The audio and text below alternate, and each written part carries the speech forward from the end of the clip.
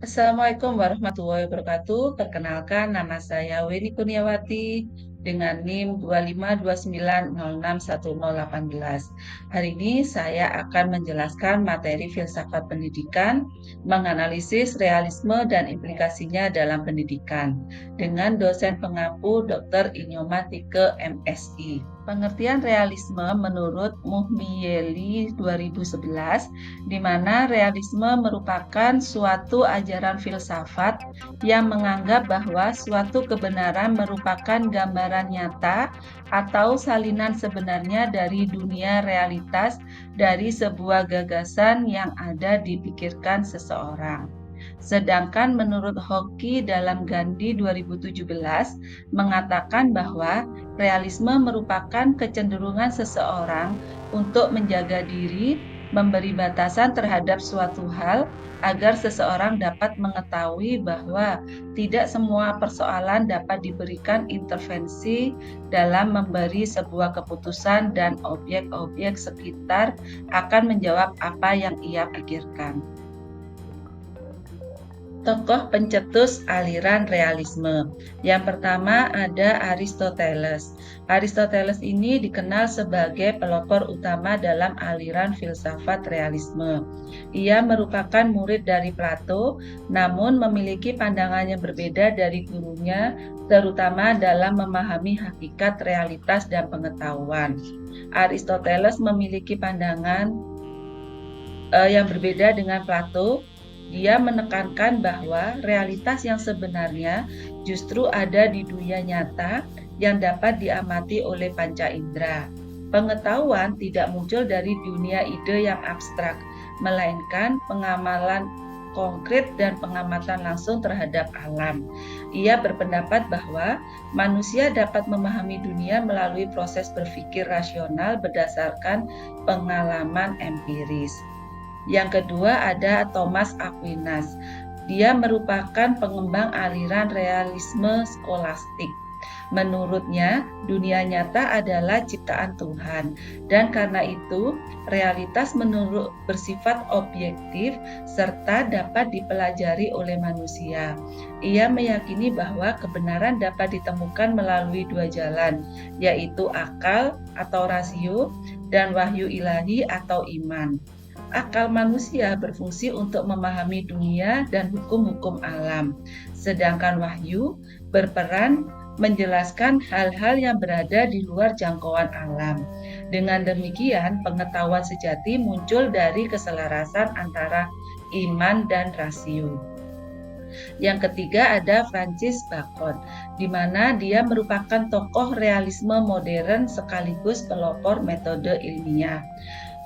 Menurutnya, pengetahuan sejati tidak dapat diperoleh hanya dari spekulasi atau teori tanpa bukti, melainkan harus didasarkan pada pengamatan langsung, eksperimen, dan pembuktian ilmiah. Ia menentang cara berpikir dogmatis yang hanya mengandalkan otoritas atau tradisi tanpa verifikasi empiris.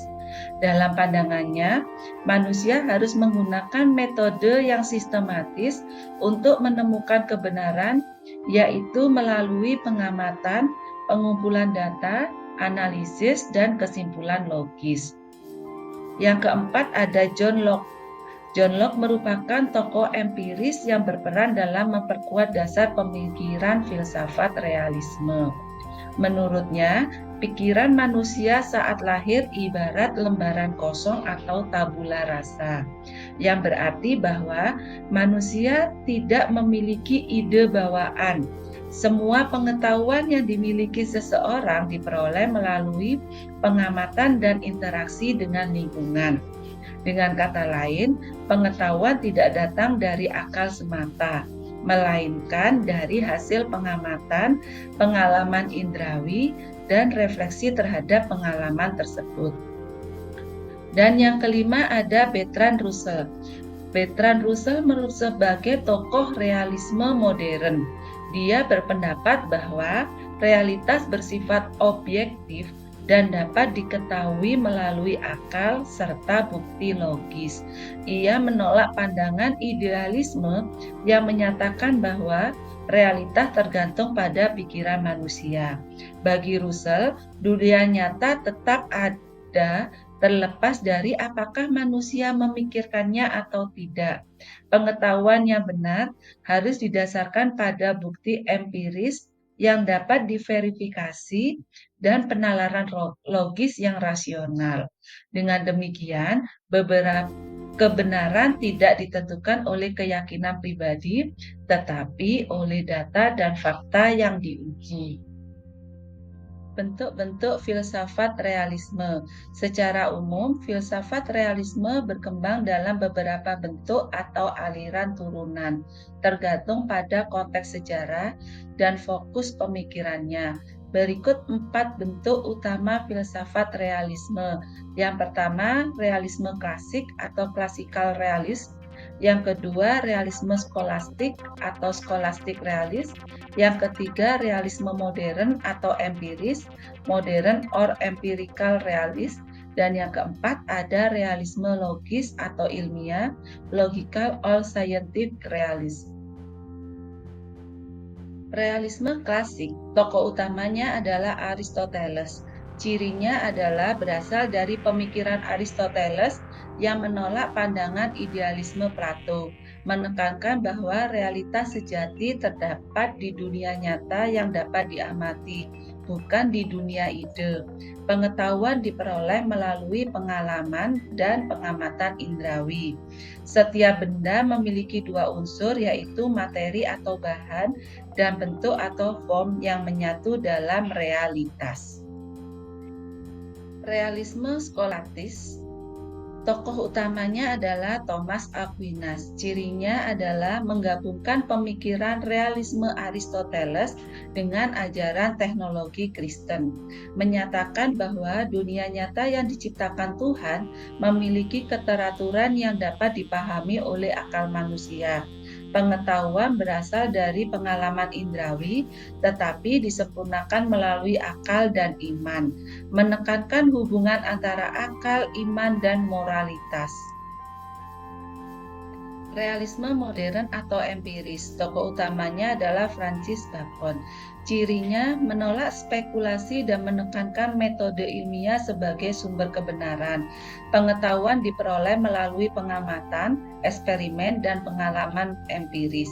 Menekankan pentingnya data dan bukti dalam memahami realitas, memperkenalkan konsep tabula rasa atau pemikiran manusia seperti kertas kosong, bahwa semua pengetahuan berasal dari pengalaman. Realisme logis atau ilmiah, tokoh utamanya Bertrand Russell dan Alfred North.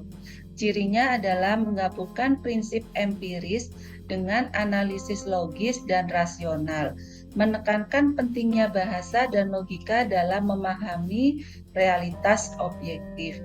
Kebenaran dianggap valid jika dapat diuji secara ilmiah dan dijelaskan secara rasional.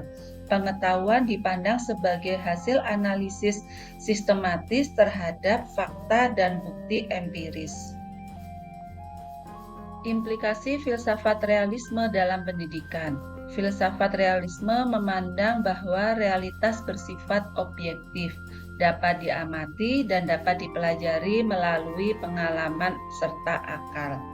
Pandangan ini memiliki sejumlah implikasi penting dalam dunia pendidikan, mulai dari tujuan pendidikan, di mana tujuan utama pendidikan menurut realisme adalah membantu peserta didik memahami dunia nyata sebagaimana adanya. Pendidikan berfungsi untuk mengembangkan kemampuan rasional dan ilmiah agar siswa mampu berpikir logis serta menghadapi realitas hidup secara objektif. Ditekankan bahwa pendidikan harus menyiapkan siswa agar dapat beradaptasi dengan lingkungan fisik dan sosial secara efektif. aktif. Contohnya adalah murid belajar memahami hukum alam seperti gaya gravitasi, ekosistem, dan siklus air agar mereka bisa menerapkannya dalam kehidupan sehari-hari. Implikasi yang kedua terdapat pada kurikulum pendidikan, di mana kurikulum harus berisi pengetahuan faktual dan ilmiah yang dapat diuji kebenarannya. Pada mata pelajaran IPA, matematika, geografi, dan teknologi dianggap penting karena mengajarkan hukum-hukum alam yang nyata. Nilai-nilai norma, nilai-nilai moral, dan etika juga dapat diajarkan sebagai bagian dari keteraturan alam dan sosial. Contohnya adalah kurikulum menekankan penguasaan konsep dasar ilmiah melalui praktek laboratorium dan pembelajaran berbasis bukti. Implikasi selanjutnya yaitu peran guru dan peserta didik. Guru dalam hal ini berperan sebagai pemandu dan fasilitator pengetahuan objektif, bukan satu-satunya sumber informasi. Guru harus membimbing siswa melakukan kegiatan observasi, eksperimen, dan penalaran logis. Guru juga menjadi model berpikir rasional dan ilmiah bagi peserta didik. Sedangkan peserta didik dianggap sebagai pencari kebenaran yang aktif, bukan penerima pasif. Mereka belajar dengan melibatkan panca indera, pengalaman, dan penalaran. Diharapkan siswa mampu menemukan pola dan hukum alam secara mandiri melalui pembelajaran berbasis pengalaman. Contohnya adalah dalam kegiatan pengamatan, guru itu mengarahkan siswa dalam kegiatan eksperimen sederhana. Kemudian siswa itu yang nantinya akan melakukan proses pengamatan, mencatat, dan menarik kesimpulan sendiri dari hasil pengamatan mereka di lapangan. Implikasi selanjutnya ada di metode pembelajaran. Metode yang sesuai dengan realisme adalah metode berbasis pengalaman nyata dan observasi langsung. Beberapa metode yang sering digunakan adalah eksperimen dan demonstrasi, observasi lapangan atau field trip study, pembelajaran kontekstual, dan problem-based learning. Pembelajaran hendaknya mendorong murid menemukan hukum alam dan prinsip ilmiah dari fakta yang diamati. Contohnya dalam topik sistem pernafasan, siswa diminta melakukan simulasi atau percobaan sederhana untuk memahami proses pertukaran udara. Yang selanjutnya ada di evaluasi pembelajaran. Evaluasi difokuskan pada pemahaman konsep dan penerapan pengetahuan, bukan sekedar hafalan.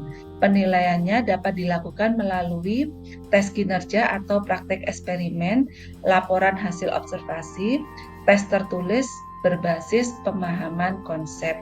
Contohnya adalah penilaian IPA tidak hanya soal berupa pilihan ganda, tetapi juga bisa dari laporan hasil eksperimen dan kegiatan refleksi pemahaman. Kesimpulannya adalah filsafat realisme memberikan dasar bagi pendidikan yang rasional, ilmiah, dan berorientasi pada fakta, dengan tujuan membentuk manusia yang mampu memahami, menyesuaikan diri, serta berkontribusi secara nyata dalam kehidupan dan lingkungan sekitar. Demikian penjelasan dari saya, kurang lebihnya saya ucapkan terima kasih.